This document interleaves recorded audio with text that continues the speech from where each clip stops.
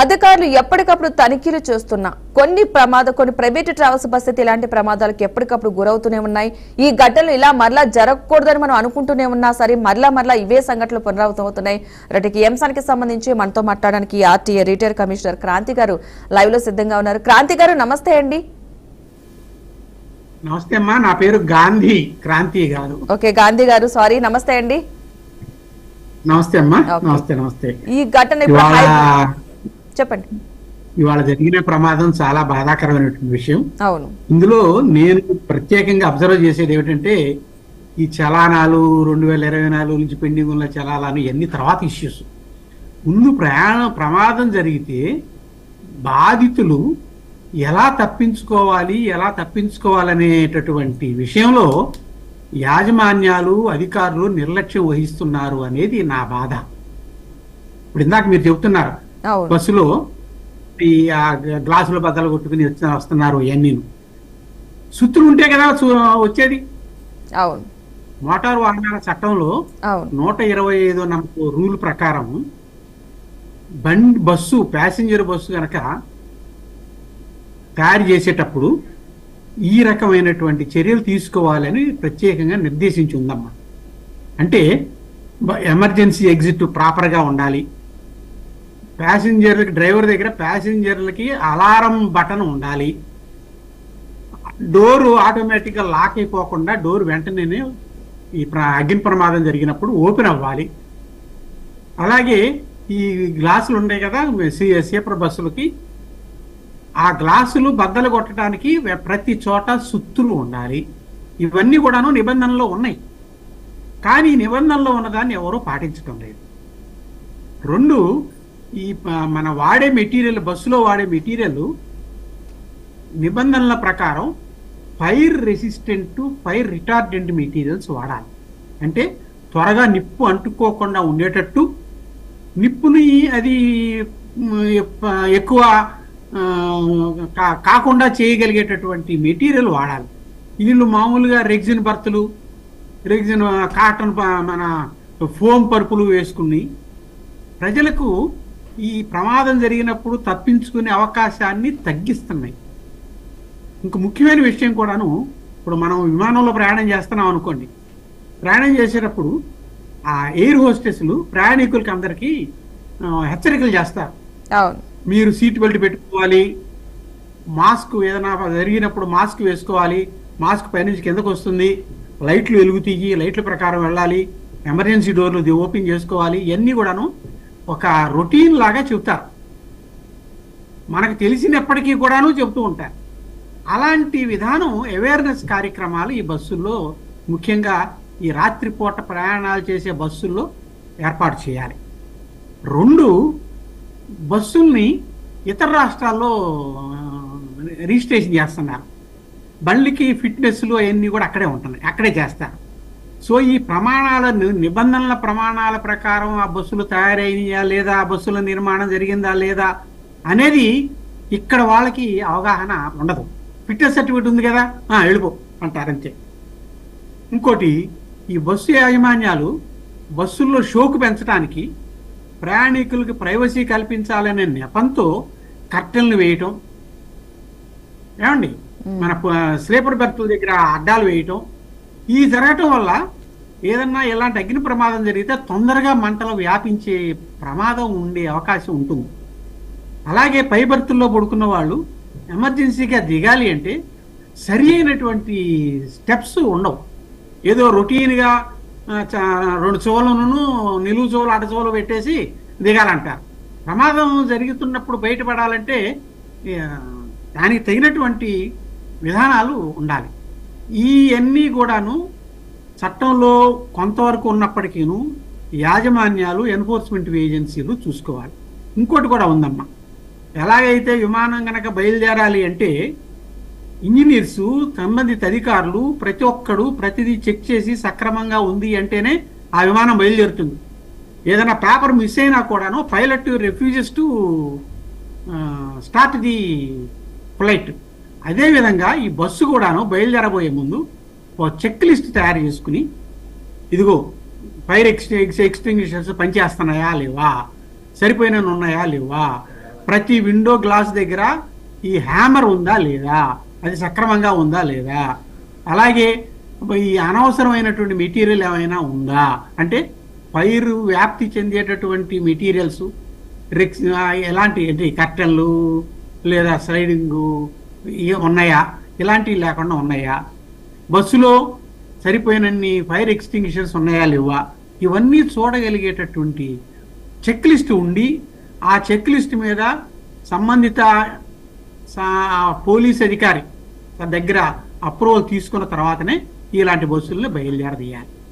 ఇలాంటి జాగ్రత్తలు తీసుకోకపోతే నువ్వు రాంగ్ సైడ్లో వెళ్ళావు, ఓవర్ స్పీడ్లో వెళ్ళావు, నీ బండికి ఇన్సూరెన్స్ లేదు, నీ బండికి ఫిట్నెస్ లేదు, ఇవన్నీ తర్వాత పోస్ట్ మార్టం. బట్ ఆపత్కాల సమయంలో ఎలా తప్పించుకోవాలి, ప్రయాణికుడు ప్రాణాలతో ఎలా బయటపడాలి, ఈ జాగ్రత్తలు తీసుకోవాల్సిన బాధ్యత మేనేజ్మెంట్ది ఉంది, ఎన్ఫోర్స్మెంట్ ఏజెన్సీస్, ఆర్టీఏ వాళ్ళు, ట్రాఫిక్ పోలీసులు. ఇంకోళ్ళు అనొచ్చు రాత్రిపూట పోయే బస్సులకి మేము ఎక్కడ చూస్తాము అని. చూడాలండి మరి చెక్ లిస్టు. కంపీటెంట్ అథారిటీ ఈ బండి బయలుదేరడానికి సిద్ధంగా ఉంది, సరిగ్గా ఉంది అనేటటువంటి సర్టిఫికెట్ లేకుండా నా బండికి సంవత్సరానికి సరిపడా ఫిట్నెస్ సర్టిఫికెట్ ఉంది కాబట్టి నేను నా ఇష్టం వచ్చినట్టు నేను చేసుకుంటాను, మళ్ళీ వచ్చే సంవత్సరం నన్ను ఎవరో అడగడానికి వీలు లేదు అనే విధంగా నిబంధనలు మనం పెట్టుకుంటే అది చాలా అపాయకరం. ఇప్పుడు మనం చూస్తుంటాం దసరా సెలవుల్లోనూ సంక్రాంతి సెలవుల్లోనూ జనాలు పల్లెటూళ్ళకి బయలుదేరతారు. బయలుదేరేటప్పుడు ఆ సంబంధిత ట్రాఫిక్ పోలీసులు పేపర్ ప్రకటనలు ఇస్తారు. మీరు వెళ్ళేటప్పుడు మాకు ఇంటిమేషన్ ఇచ్చేయాలండి, మేము మీ ఇంటిని ప్రత్యేకంగా ఇంకోసారి చూస్తాము అని బీట్గా మా వాళ్ళతో చెప్పి అని ఎలా అయితే హెచ్చరిస్తారో అదేవిధంగా ప్రతి దానికి ఓ చెక్ లిస్ట్ ఉండాలి. ఆ చెక్ లిస్ట్ లేకుండా మేనేజ్మెంట్స్, ఎన్ఫోర్స్మెంట్ ఏజెన్సీస్ నిర్లక్ష్యం వహిస్తున్నారు. నిబంధనల ప్రకారం క్లియర్గా ఏ స్టాండర్డ్స్ అని ఉన్నాయి. ఏది ప్యాసింజర్ బస్సు ఎలా నిర్మాణం చేయాలి, గ్యాంగ్ వే ఎంత ఉండాలి, సీట్ బెర్త్ ఎంత విడుతు ఉండాలి, ఆ బెర్త్కి ఎలాంటి పరుపులు వాడాలి, వాళ్ళు ఎలాంటి క్లాత్ వాడాలి, ఫైర్ రిటార్డెంట్స్ వాడాలి, గ్యాంగ్ వే సరిగ్గా ఉందా లేదా, సరిగ్గా ప్రజలకి మనం ప్రాణరక్షణకు తగినటువంటి చర్యలు తీసుకుంటున్నామా లేదా అనే విధంగా మనం తయారు చేసుకోకపోతే ఇలాంటి ప్రమాదాలు జరుగుతాయి.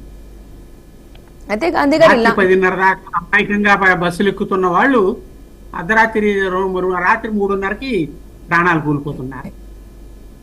అది ఎంత దారుణమైనటువంటి రేపు పొద్దున నా బిడ్డకి జరగచ్చు, మీ బిడ్డకి జరగచ్చు, ఎవరి బిడ్డకైనా జరగచ్చు. ఇది అరికట్టడానికి తీసుకోవాల్సిన చర్యలు తీసుకోవటం లేదు అనేది నా ఆవేదన. మరి ఇన్ని నిబంధనలు ఉండి పాటించలేని బస్సులను సీట్ చేసే అధికారం ఉన్నప్పుడు ఎందుకు చేయలేదంటారు? ఇన్ని నిబంధనలు మీరు చాలా చక్కగా వివరించారు. ఎన్ని నిబంధనలు ఉన్నాయి, ఎలా పాటిస్తే ప్రమాదాలను అధిగమించవచ్చు అన్న విషయం చాలా చక్కగా వివరించారు. కాబట్టి ఇలాంటి నిబంధనలు పాటించని బస్సులను సీట్ చేసే అధికారం ఉన్నా సరే ఎందుకని జరగట్లేదు అనుకోవచ్చు అంటారు? ఎప్పుడు సీట్ చేయాలి? స్టార్టింగ్ లోనే ప్రతి బస్సుకి ఒక ఇన్స్పెక్టర్ ఉన్నాడు కదా, ప్రతి బస్సు బయలుదేరేటప్పుడు మోటార్ వెహికల్ ఇన్స్పెక్టర్ ఉన్నాడు కదా తనిఖీ చేయడానికి. తర్వాత బస్సు బయలుదేరిన తర్వాత అది ఓవర్ స్పీడ్ పోతుందా, డ్రైవర్ డ్రంక్ అండ్ డ్రైవింగ్ టెస్టులు కూడాను చేయకుండా వాళ్ళు డ్రైవర్లు వెళ్ళిపోతున్న సంఘటనలు మనం చాలా చూస్తున్నాం. నేను ఇందాక నుంచి చెప్పుకుంటూ వస్తుంది అదేనమ్మా, చెక్ లిస్ట్ మేనేజ్మెంటు వాళ్ళ ఉద్యోగి, సంబంధిత పోలీస్ స్టేషన్లో ఉండేటటువంటి ట్రాఫిక్ వాళ్ళు ఈ చెక్ లిస్ట్ ప్రకారం ఈ బస్సు ప్రమాణాలకు సరిపడంగా ఉంది, ఈ బస్సు బయలుదేరచ్చు అనే సర్టిఫికేట్ లేకుండా వాళ్ళు బయలుదేరకూడదు.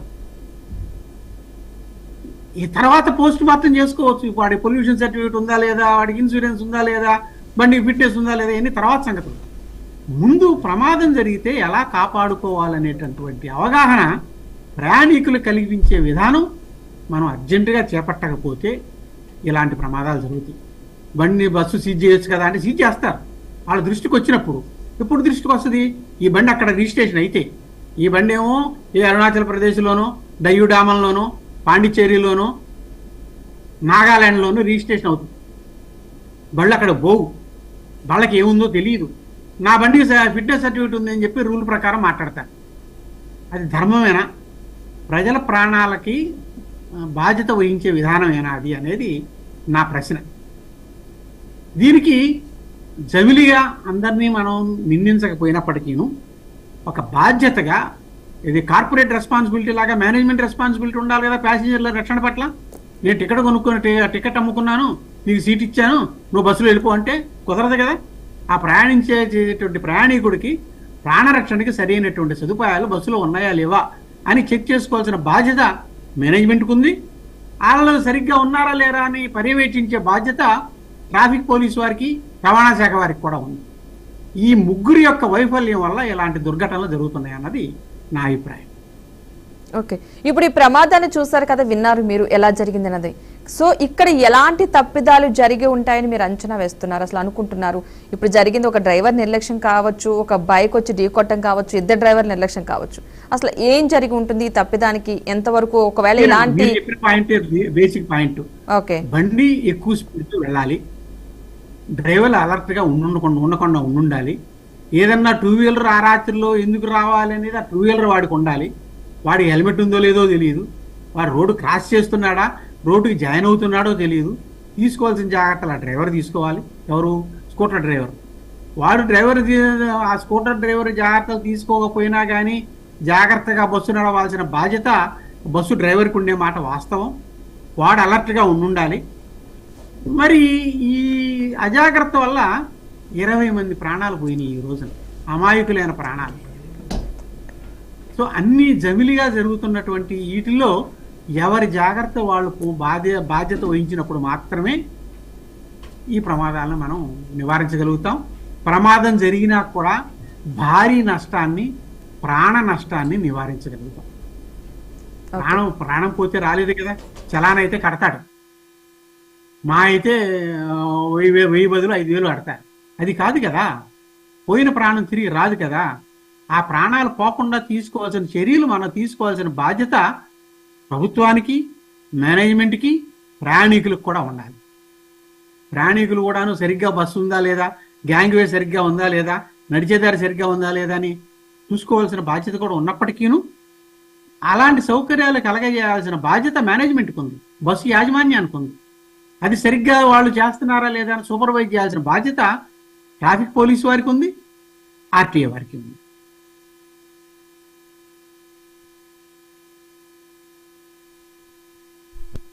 కొన్ని క్వశ్చన్స్ కూడా అడగడానికి మా మేనేజింగ్ డైరెక్టర్